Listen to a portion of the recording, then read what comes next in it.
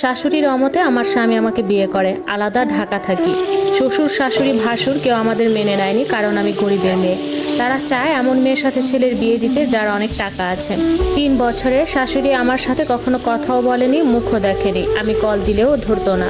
আমার স্বামীকে শুধু বলতো আরেকটা বিয়ে কর, কিন্তু আমার স্বামী রাজি না। 3 বছর পর শ্বশুর শাশুড়ি হঠাৎ ভালো হয়ে গেল।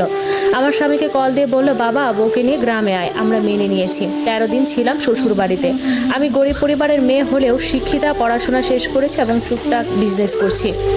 মাসে কখনো 50, কখনো লাখ ইনকাম হয়। বোঝেনি তো, ব্যবসার টাকা কখনো কম কখনো বেশি। আমার সুন্দর পোশাক দেখে আমার যা হিংসে করে খোঁচা দিল। আমাকে পাড়ার সবাই দেখতে এসে প্রশংসা করছিল, সেটাও আমার যা সহ্য করতে পারছিল না, খুঁচিয়ে কথা বলছিল। 13 দিনে সব রান্না শাশুড়ি করেছিল। শ্বশুরবাড়ির সবার আচরণে বুঝতে পারছিলাম যে তারা মন থেকে মানেনি, কিন্তু কেন মানলো তা আমরা বুঝতে পারছিলাম না। শ্বশুরবাড়ি থেকে ঢাকা ফেরার সময় আমার 2টা মোজা খুঁজে পাচ্ছিলাম না। শাশুড়ি বলল বাড়ির বাচ্চারা হয়তো কিছু করেছে। আমিও মেনে নিয়ে চলে এলাম।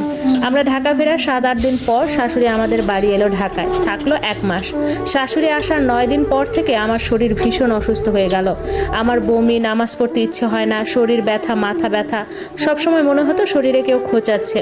বিছানায় পড়ে গেলাম। স্বামী ডাক্তারের কাছে নিয়ে গেল। ডাক্তার বলে আমার শরীরে তেমন কোনো অসুখ নেই। এভাবে চললো।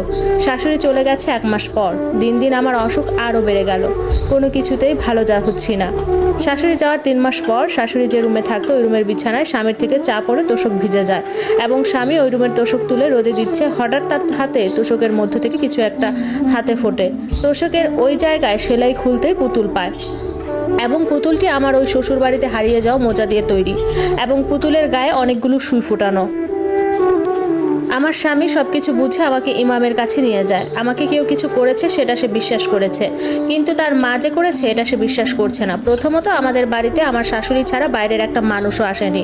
ঢাকায় তো এমনিও কেউ কারো বাড়ি যায় না। আমার পরিবারের কেউ বা বাইরের কেউ আসেনি। তাহলে এই কাজ করলো কে?